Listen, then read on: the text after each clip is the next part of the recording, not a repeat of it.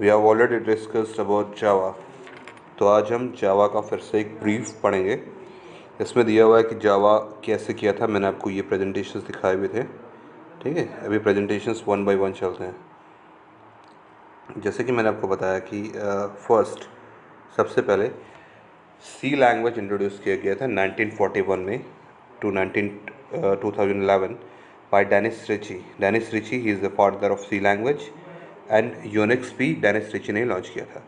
उसके बाद सी plus plus जो आज हम इस्तेमाल कर रहे हैं वो आया था 1980s में, बट बाय बेंजामिन स्टैटिस्ट्रप। और उसके बाद 1990s का सबसे ट्रेंडिंग लैंग्वेज था जावा।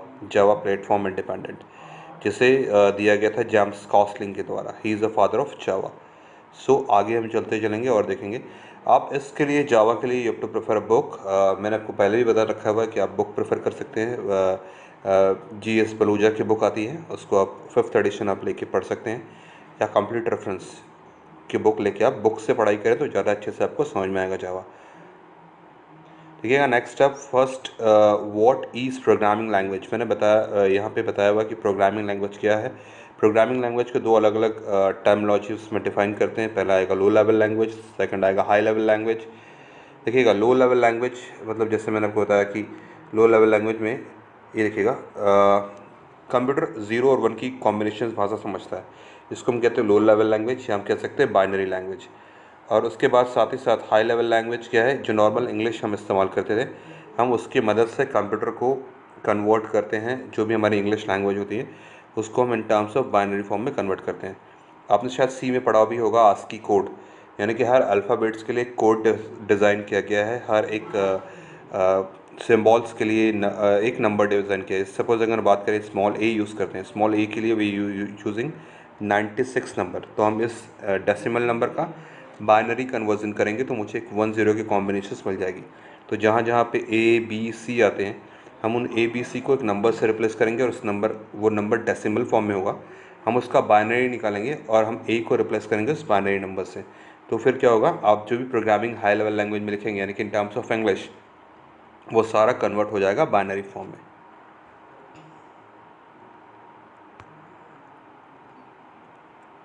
यहाँ पे मैंने दिखाया इस डायग्राम में, देखिएगा हाई लेवल लैंग्वेज प्रोग्रामिंग और लो लेवल लैंग्वेज प्रोग्रामिंग कौन कौन से थे। Basically low level language program जो था वो हार्डवेयर से ज़्यादा अच्छे से इंटरेक्ट करता है। Hardware, machine language, assembly language, ये 3 ऐसे लैंग्वेजेस हैं जो कि हार्डवेयर डिज़ाइनिंग के लिए किए जाते हैं। इससे हार्डवेयर ईजिली इंटरेक्ट होता है। हाई लेवल लैंग्वेजेस में आते हैं C, Fortran, Pascal, OOPS, object oriented programming and visual languages के अलावा भी बहुत सारे नए लैंग्वेजेस आ चुके हैं। We can call it's high level language, but default हम कहते हैं सी एक तरह का लो लेवल लैंग्वेज ही है, क्योंकि वो इसलिए इंटरेक्ट करता है हार्डवेयर के साथ। यहाँ पे मैंने बताने की कोशिश की, देखिएगा सी के फीचर्स को इनहेरिट किया गया सी प्लस प्लस के द्वारा, और इन दोनों के फीचर्स को, जो बेस्ट फीचर्स थे सी और सी प्लस प्लस के, उसको इनहेरिट किया गया जावा के द्वारा। इस डायग्राम से हम ये शो करते हैं। इसलिए जावा इजी रहेगा आपके लिए, but first you have to know what is C. Then C plus plus में हमने ऑब्जेक्ट ओरिएंटेड कंसेप्ट को यूज़ किया, वहाँ पे हमने क्लास यूज़ किया। स्ट्रक्चर सी में हम स्ट्रक्चर्स यूज़ किया करते थे, जिसमें different type of data variables हम यूज़ करते थे।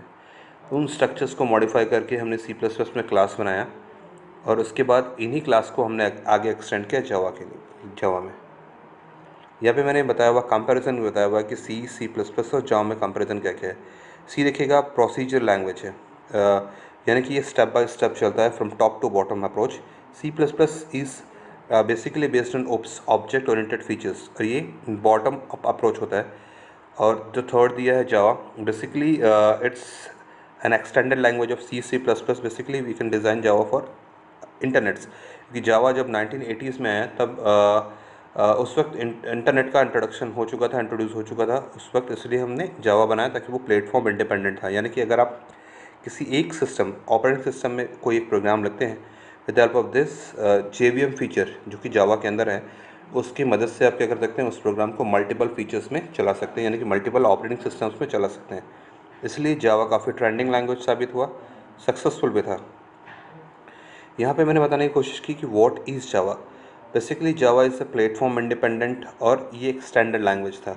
इसमें मैंने जावा आर्किटेक्चर बताया था कि जो मैं आपको पहले दिखा चुका था कि जावा बाइट कोड कन्वर्ट करता है। जावा पहले क्या करता है, जावा में दोनों यूज़ होता है। देखिएगा आपने शायद से पहले आप जानते भी होंगे कंपाइलर और इंटरप्रेटर।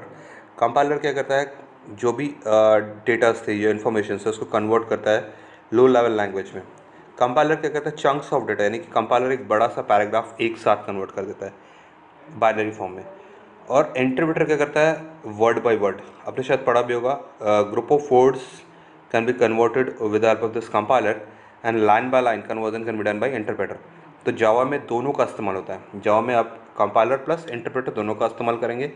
जावा के प्रोग्राम्स को जब आप लिखेंगे, सिंटैक्स को भी प्रोग्राम लिखेंगे, तो फर्स्ट जब आप जावा का प्रोग्राम जावा सी, यानी कि you use Java C for compiling that Java program, C stands for compiler. उस दौरान वो आपका सिंटैक्स एरर चेक करेगा कि आपके क्या क्या सिंटैक्स एरर्स आ रहे हैं, और उन एरर्स को अगर आप में कोई एरर नहीं आ रहा तो वो क्या करेगा, डॉट क्लास फाइल में कन्वर्ट करता है। फिर जब आप इस डॉट क्लास फाइल को जावा डॉट प्रोग्राम नाम से रन कराएंगे तो फिर क्या करेगा, इसका इंटरप्रेटर एक्टिवेट हो जाएगा और वो क्या करेगा, इसके बाइट कोड जनरेट करेगा, जिसकी मदद से ये प्लेटफॉर्म इंडिपेंडेंट हो जाता है।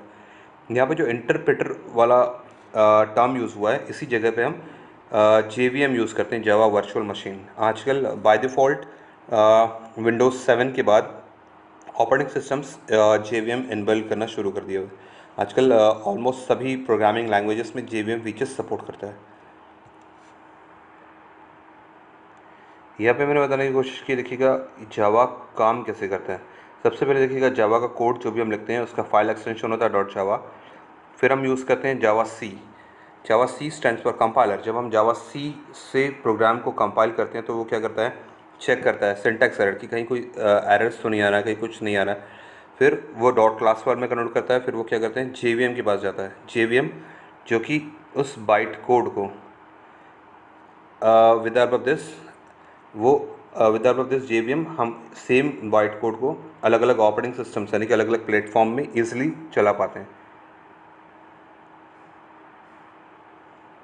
नेक्स्ट स्लाइड में दिया है कि जावा प्रोग्रामिंग लैंग्वेज। जावा बेसिकली बोलता है क्या, राइट वंस रन एनीवेयर। ये जैसे मैं आपको बता रहा था कि जावा का प्रोग्राम प्लेटफॉर्म इंडिपेंडेंट है, यानी कि आप एक बार लिख लीजिए विद हेल्प ऑफ इंटरनेट और डिफरेंट नेटवर्किंग डिवाइसेस आप उस प्रोग्राम को शेयर करिएगा। कोई सा भी ऑपरेटिंग सिस्टम हो उसमें ये प्रोग्राम रन करेगा, बट हाँ उसमें जावा होना चाहिए और JVM फीचर्स इस मस्ट भी compulsory. JVM stand for Java virtual machine, जो कि मैंने आपको बता रखा हुआ है। यहाँ पे देखिएगा इस डायग्राम में दिया था कंपाइलर और इंटरप्रेटर दोनों का इस्तेमाल करता है जावा, जबकि C++ सिर्फ कंपाइलर का इस्तेमाल करते थे। आपको शायद पता भी होगा। यह मैंने बताने की दिखाया हुआ है कि JDK stand for Java development kit. सबसे पहले जब भी हम जावा इंस्टॉल करते हैं तो JDK आता है। JDK इंस्टॉल करने के बाद ही जावा के सारे पैकेजेस आते हैं, उसके अंदर फिर JVM और JRE फीचर्स आते हैं, जो कि मैं आपको अभी डायग्राम के थ्रू दिखाना चाहूँगा। देखिएगा जैसे ही आप JDK इंस्टॉल करते हैं, JDK stand for Java development kit, उसके अंदर सपोर्टिंग फील्ड्स जो कि जो भी टूल्स उनको ज़रूरत पड़ेगी वो टूल्स बाय डिफ़ॉल्ट उसके साथ मिलते हैं, जैसे कि जावा सी, JHeap, JConsole एक्सेट्रा। JDK के अंदर JRE आता है। JRE stand for Java run time environment, जिसके अंदर class libraries, default class libraries मिलती हैं। जैसे कि आपको पता है आपने C++ पे हेडर फाइल्स का इस्तेमाल किया था।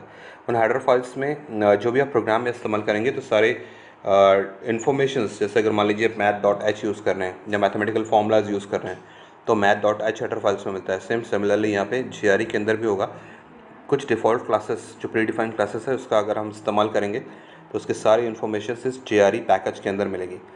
इसी JRE के अंदर फिर आता है JVM। जैसे कि मैंने आपको बताया था, JVM एक इंटरप्रेटर है जो कि आपके कोड को प्लेटफॉर्म इंडिपेंडेंट बनाने में काफ़ी मदद करता है।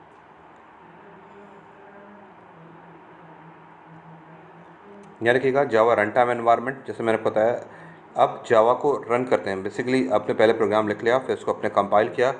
कंपाइल के दौरान जावा को कुछ क्लासेस की ज़रूरत पड़ेगी, यानी कि हैपलिंग क्लासेस की। जैसे मैंने आपको बताया कि C++ में हेडर फाइल्स की मदद से प्रोग्राम्स रन हुआ करते थे, सेम वैसे ही जावा में with help of this Java run time environment में जो भी लाइब्रेरी क्लासेस थी उसकी मदद से ये प्रोग्राम को रन करेंगे। इसी के अंदर जावा वर्चुअल मशीन आता है, जिससे कि कोड को हम प्लेटफॉर्म इंडिपेंडेंट करेंगे, जिसमें कि जावा क्लासेस लोडर होते हैं, जावा वर्चुअल मशीन्स, जावा लाइब्रेरीज, यानी कि आप जितने भी आप प्रोग्राम्स लिखेंगे उसको लोड करेंगे and it can be converted. यहाँ पे दिया मैंने JIT, ये बहुत इंपॉर्टेंट टॉपिक है। JIT stands for just in time compiler. Just in time compiler देखिएगा, मैं आपको डायग्राम के थ्रू बताना चाहूँगा। यहाँ पे बेसिकली है क्या, जावा सोर्स कोड मतलब क्या था, जब आप जावा का कोई प्रोग्राम लिखेंगे उसको डॉट जावा से सेव करेंगे, उसके बाद आप जावा के प्रोग्राम को कंपाइल करते हैं with the help of this compiler. इसी वक्त JIT का इस्तेमाल होता है। JIT stand for just in time compiler. A compile time, यहाँ पे कंपाइलर क्या चेक करेगा कि कोई कोई कोड एरर तो नहीं आ रहा है या कोई आपने सिंटैक्स गलत तो नहीं लिखा। वो करने के बाद क्या करेगा, वो बाइट कोड में कन्वर्ट करता है। उसके बाद इस बाइट कोड को फिर JIT कंपाइलर में भेजा जाता है ताकि वो उसको रन टाइम में जो भी डेटा जैसे देखिएगा, आपको पता होगा dynamic memories, run time binding, जो आप आर्ग्यूमेंट पासिस करते हैं वो उस दौरान, तो ये JIT चेक करता है कि सही वैल्यू सही जगह पे जा रहे हैं कि नहीं। Then it can generates at run time native machine code.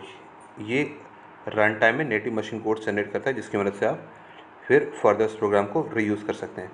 यह मैंने बताया है JVM stands for Java virtual machine. जैसे कि मैं आपको बता रहा था कि जावा सोर्स फाइल होता है, उसको जावा कंपाइलर के थ्रू कंपाइल किया जाता है, फिर वो डॉट क्लास फाइल में कन्वर्ट होगा। उस क्लास फाइल के बाद वो क्लास फाइल जाती है किसके पास, JVM के पास, जो कि JVM एक इंटरप्रेटर है। वो उसको फिर प्लेटफॉर्म इंडिपेंडेंट बनाता है ताकि आप उसको किसी भी ऑपरेटिंग सिस्टम में ईजिली एक्सेस कर सकें और यूज़ कर सकें। यहाँ पे हमने बताया था कि how to create first Java program. देखिएगा, हमने एक प्रोग्राम क्रिएट किया, इसका नाम था हेलो जावा। इसके लिए सिंपली हमने यूज़ किया सिंटेक्स। फर्स्ट जावा का पहला लाइन ही क्लास से शुरू होता है, क्योंकि हमने C++ को क्लास में एंड किया था और हम जावा को क्लास से स्टार्ट करते हैं। तो class basically to write simple words class लिखेंगे, बट हाँ, क्लास का नाम का फर्स्ट लेटर हमेशा इट्स कंपलसरी कि आपको